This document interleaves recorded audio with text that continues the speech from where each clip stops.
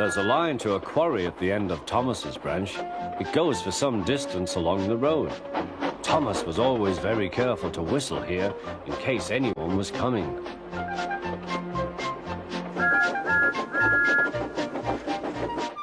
Early one morning, a large policeman was sitting close to the line. Thomas liked policemen. He had been a great friend of the constable who had just retired. Peep, peep, he whistled, "Good morning." Thomas expected that the new constable would be friendly too, but was sorry to see that he didn't look friendly at all. He was red in the face and very cross. "Disgraceful," he spluttered. "I didn't sleep a wink last night. It was so quiet, and now engines come whistling suddenly behind me." "I'm sorry, sir," said Thomas. "I only said good morning." The policeman pointed to Thomas. "Where's your cowcatcher?" he asked. "But I don't catch cows, sir." "Don't be funny," snapped the policeman. He looked at Thomas's wheels. No side plates either, and he wrote in his notebook, "Engines going on public roads must have their wheels covered and a cowcatcher in front to protect people and animals from being dragged under the wheels if they stray onto the line.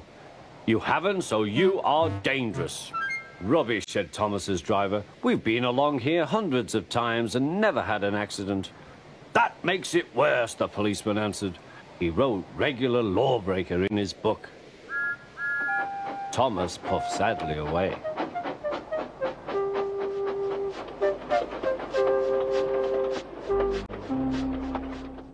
The fat controller was having breakfast. He was eating toast and marmalade. The butler came in. "Excuse me, sir, you are wanted on the telephone." "Bother that telephone," said the fat controller. "I'm sorry, my dear," he said to his wife. "Thomas is in trouble with the police, and I must go at once." At the station, Thomas's driver told the fat controller what had happened. "Dangerous to the public, indeed. We'll see about that." The fat controller spoke to the policeman.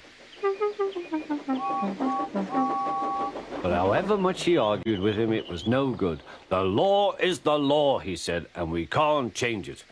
The fat controller felt exhausted. "I'm sorry, driver," he said. "It's no use arguing with policemen. We will have to make those cowcatcher things for Thomas, I suppose."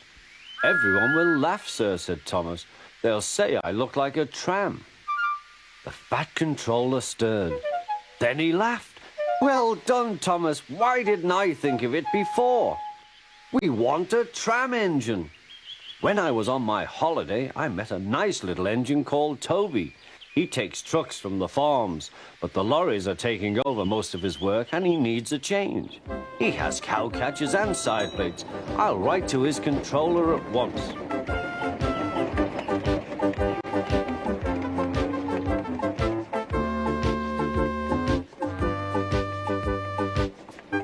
A few days later, Toby arrived.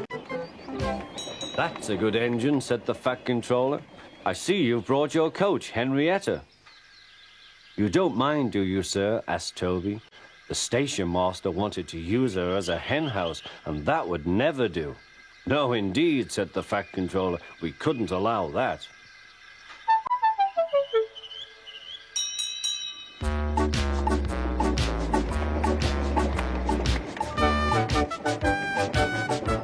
Toby made the silly trucks behave even better than Thomas did.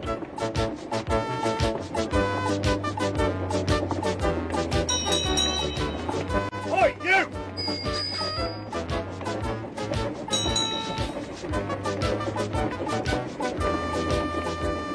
At first, Thomas was jealous, but he was so pleased when Toby rang his bell and frightened the policeman, they've been firm friends ever since.